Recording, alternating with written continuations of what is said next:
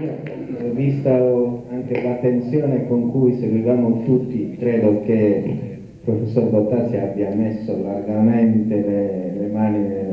non solo nell'argomento, ma in tanti passaggi che ci toccano in gran parte da vicino. E l'organizzazione delle altre relazioni, a mio avviso, ritengono, e sono d'accordo anche gli altri relatori, che ci sia a questo punto un inserimento di un qualcosa di vissuto, per cui si conveniva che prima della relazione della professoressa Iulita Sansoni ci fosse magari un docente, uno che ha la doppia veste e che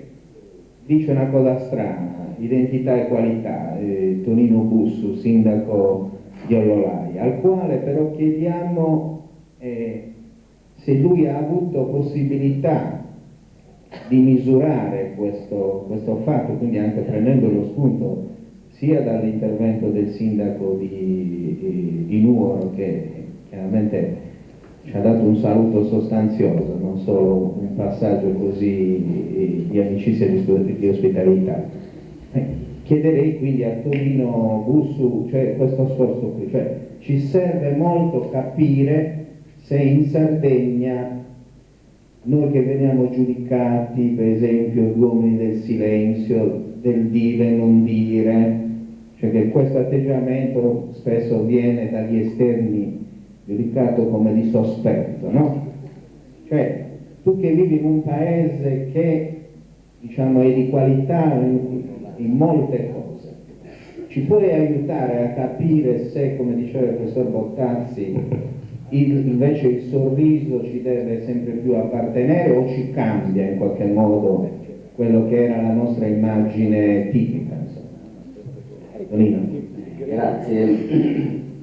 Certo che la domanda è abbastanza impegnativa, comunque vedremo di parlare di alcune esperienze nei nostri paesi e in particolare nel mio paese come amministratore, anche attualmente in pratica, in cui siamo veramente alle prese con queste grandi parole che sono identità e contemporaneamente globalizzazione. Quindi siamo nella nostra realtà di villaggio, ma siamo anche nel villaggio globale. Siamo in Sardegna, siamo in Barbagia, siamo a Ollolai, però siamo a contatto col mondo intero per molti motivi. E dunque il nostro obiettivo principale, infatti, è stato quello di portare avanti un discorso che tentasse di migliorare, ottimizzare la realtà economica, sociale, culturale presente nel nostro villaggio, nel nostro paese, nel nostro piccolo paese, perché è un piccolo paese, e contemporaneamente però dotare di strumenti moderni, modernissimi, come la informatizzazione, la formazione professionale, la riqualificazione delle risorse umane, perché questa nostra economia, questa nostra realtà sociale, economica e culturale potesse essere al passo con i tempi. E quindi abbiamo come obiettivo, e lo vogliamo realizzare in parte perché non è sufficiente lo strumento finanziario, dobbiamo realizzare in parte con la legge 37 sull'occupazione, la legge 37 che prevede alla lettera B un impegno da parte delle amministrazioni comunali associate con altri enti pubblici o privati anche per interventi che vadano al di là del comune stesso. E noi prevediamo infatti un corso di alfabetizzazione di massa che venga rivolto prima di tutto alla produzione, quindi agli imprenditori per una produzione più qualificata, quindi all'impresa, e inoltre poi alla scuola e ai servizi pubblici, quindi all'amministrazione pubblica. Infine, dopo che abbiamo raggiunto questo obiettivo, vogliamo estenderla a tutta la popolazione del nostro Paese. Per cui ci si chiede come mai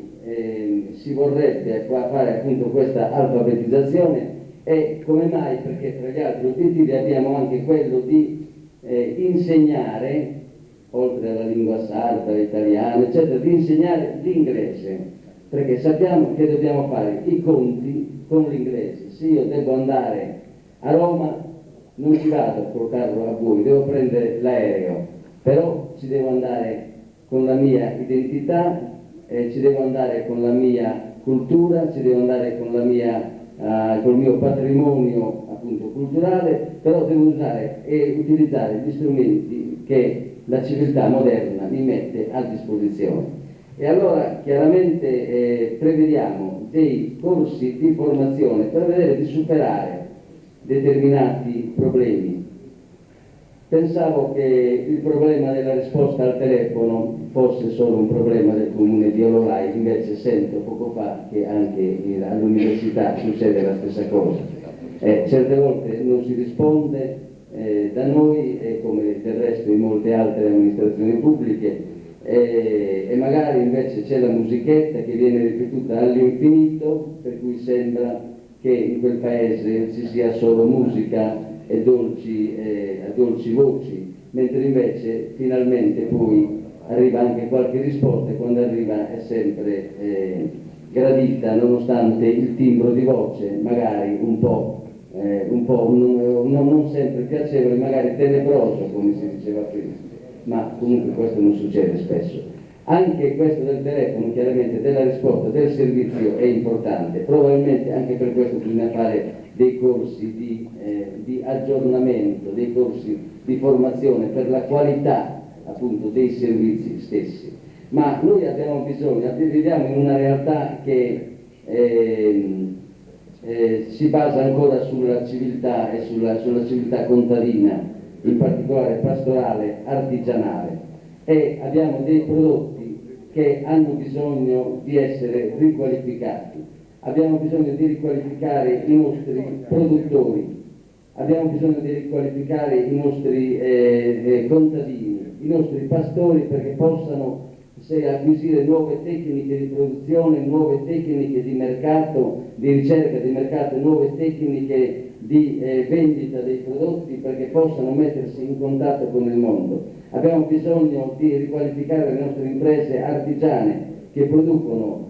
tanto per fare un esempio, dei cestini di Asfodelo che risalgono all'antichità e ancora oggi sono prodotti che hanno anche valore artistico, che potrebbero essere ottimizzati, migliorati, veramente messi in vetrina,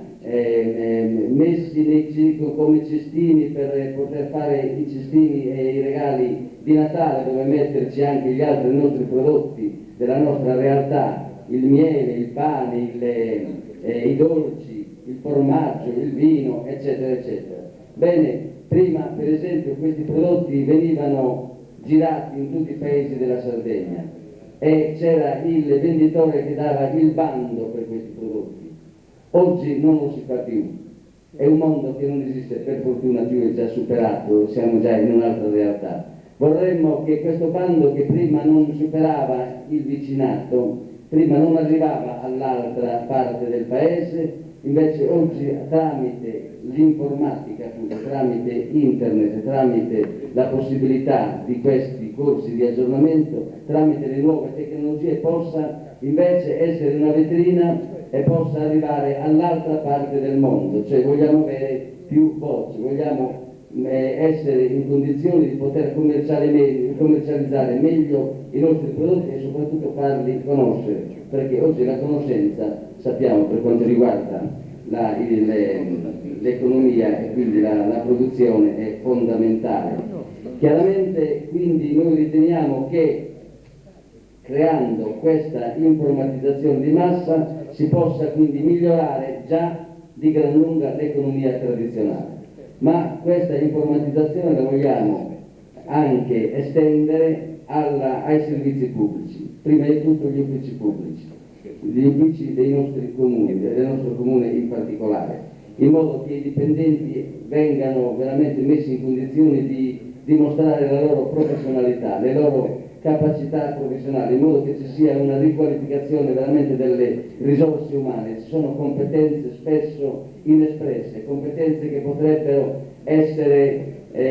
portate anche altrove, come da altrove molte volte portiamo altre professionalità che noi non abbiamo. Quindi vorremmo che ci fosse veramente un interscambio di qualità, di persone, di esperti, di competenze, di risorse umane che abbiamo e che potrebbero andare, che potrebbero servire per prestare la loro opera altrove, come del resto noi abbiamo bisogno, come e lo facciamo già, di chiamare persone esperte da fuori. Inoltre riteniamo che questa questione sia fondamentale in un momento in cui dobbiamo fare i conti con situazioni di carattere generale, europeo, tipo l'euro. Vorrò vedere come riusciremo a gestire i bilanci dei comuni tra qualche anno, quando il tutto dovremo calcolare in euro. Non è solo una questione di andare al mercato e comprare con la moneta europea, è una questione anche di gestire i bilanci, di gestire la pubblica amministrazione, tenendo conto che la moneta sarà diversa da quella attuale. Sappiamo che in altri periodi della nostra storia, quando c'è stato questo cambiamento, c'è stato anche qualche problema di carattere economico abbastanza impegnativo. Mi riferisco per esempio agli anni 30 del 1800, quando in Sardegna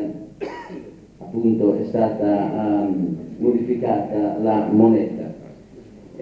Ma l'altro argomento, l'altro settore in cui i nostri paesi, in cui l'amministrazione pubblica vuole fare i conti, è il settore della scuola. Il settore della scuola che oggi è in profondo cambiamento per motivi di carattere legislativo, per motivi di carattere normativo, per motivi di carattere tecnologico. La scuola ormai non è più la scuola di un tempo, in cui per esempio si insegnava solo a leggere, a scrivere e a fare di conto. Il leggere e lo scrivere, si scriveva con la penna. Abbiamo vissuto periodi in cui si usava quasi ancora la penna d'oca, o se non la penna d'oca si usava la penna col pennino e col calamaio, e siamo arrivati poi al periodo della macchina della penna biro, della macchina da scrivere Olivetti, siamo arrivati al periodo dell'uso del fotocopiatore e finalmente all'uso del computer. Ma anche prima di usare il computer abbiamo dovuto usare spesso, molte volte, matrici fatte con la macchina da scrivere e poi i ciclostili che erano abbastanza impegnativi e purtroppo non sempre funzionali. Oggi siamo nell'era del computer e fare determinate pagine pulite sembra veramente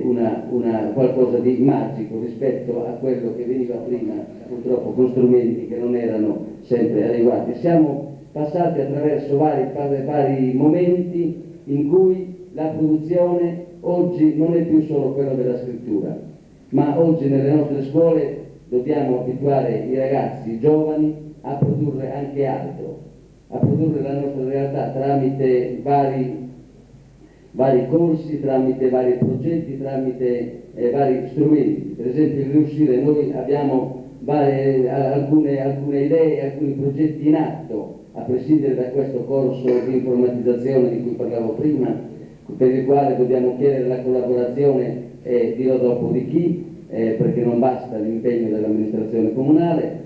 anche se abbiamo già il finanziamento della 37 come regione, ma voglio dire, per esempio, il riuscire, oggi non dobbiamo far fare solamente i soliti temi o le solite ricerche. I ragazzi oggi devono riuscire a produrre, devono avere competenza con una videocamera perché possano riprendere la nostra realtà, che non è solo ambiente. È una videocamera, noi abbiamo un progetto in cui per esempio i ragazzi debbono fare una cassetta sulla nostra realtà, perché dobbiamo prima di tutto conoscere la nostra identità per dare un contributo a questo villaggio globale in cui noi non vogliamo essere azzerati, ma vogliamo entrare da protagonisti e rappresentare una piccola parte, ma una parte di realtà di questo villaggio, non subire solamente ciò che il villaggio globale impone e propone. E allora lì non è solo una questione di fare delle riprese, è una questione di discutere prima che cosa riprendere, come vuoi rappresentare la tua realtà, quanto tempo vuoi dare a questa cassetta, questa videocassetta, 30 minuti, che cosa ci vuoi mettere, quale realtà, qual è il frontespizio, che cosa ritieni che siano, quali ritieni che siano i simboli del tuo paese, della tua regione, dello Stato a cui appartieni, dell'Europa. Per quanto ci riguarda il simbolo del paese a cui dobbiamo discutere, allora quale parte vuoi rappresentare? La parte museale, quella che non c'è più, o la parte attuale, quella viva, quella proprio reale, concreta? Quindi portare i ragazzi a discutere come la vuoi rappresentare questa realtà, in una giornata luminosa o in una giornata di nebbia, in una giornata di nuvole,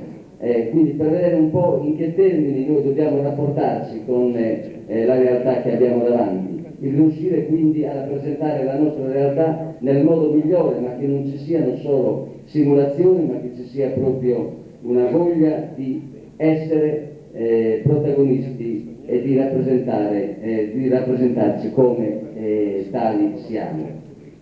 Inoltre, per esempio, appunto, per quanto riguarda invece l'utilizzo degli strumenti multimediali, e questo oggi è di grande attualità, a scuola stanno facendo grossi sforzi per portare avanti queste iniziative, quindi migliorare la qualità della scuola, la qualità dell'insegnamento e la qualità dei prodotti dell'insegnamento. Quindi riuscire a produrre per esempio dei CD-ROM, che non è difficile, chiaramente bisogna acquisire